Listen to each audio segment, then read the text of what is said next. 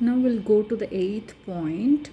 So what I have put up here as extra linguistic aids, gestures and facial expressions, the tone we are using in spoken language, no? So these are all called as extra linguistic aids, and these are the advantages of spoken form. So when we are talking, we will be using hand gestures and the facial expression that we are using, the tone we are using, no? So everything are advantages of spoken language, and these are called as extra linguistic aids. Now when we are going to the written form, we don't have such type of extra linguistic aids that are in the spoken form. So what are the two things that we can use in spoken form, or just the alphabets and a few punctuation marks. So these are the two things that we have in spoken form. So this could also be called as an advantage of the spoken form, which we cannot find in the written form. That is the extra linguistic aids used by the spoken language. So the tone that we are using, everything will help the listener to get the meaning better compared to that of the written form, where we lack all types of tone or stress or facial expression or gestures. Nothing could be found in the written form except the alphabets and the punctuation marks. So coming to the ninth point, here I have written as transient. Transient is nothing but changing. So when we are talking about spoken form, it is not stable as compared to that of the written form. So when we are talking about the written form, it is very stable, but the spoken form is changing now and then.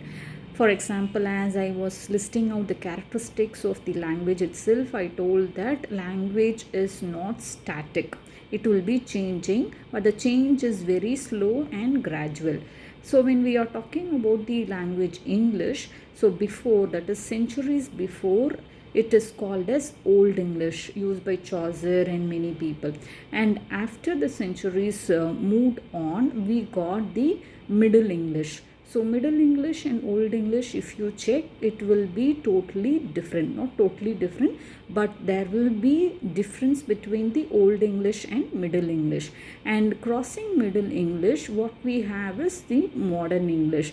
So when we are checking the vocabularies between Middle English and Modern English, you can find lots and lots of changes. And this happens very slowly as well as very gradually. So that is why here they have put up as spoken language is changing compared to that of the written language. So when we are checking the written language, it is not so transient compared to that of the spoken form. For example, our native language Tamil, if you're checking, so years before, how we were writing Tamil will be similar to the way we are writing Tamil language now.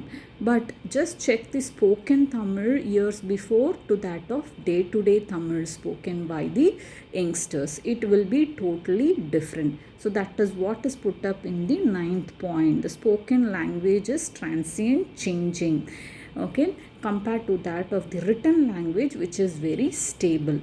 Apart from that, there is one more advantage of the written form, as I put up in black, you could see very well.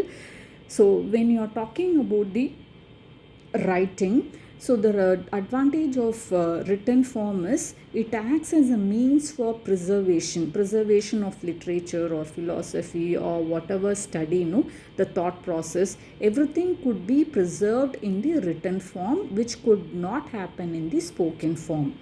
Okay, clear? So when we are talking about the advantage of written form, the only advantage that you can find in the written form is it is used as a means of preserving literature, philosophy, or any type of study which could not be done by the spoken form.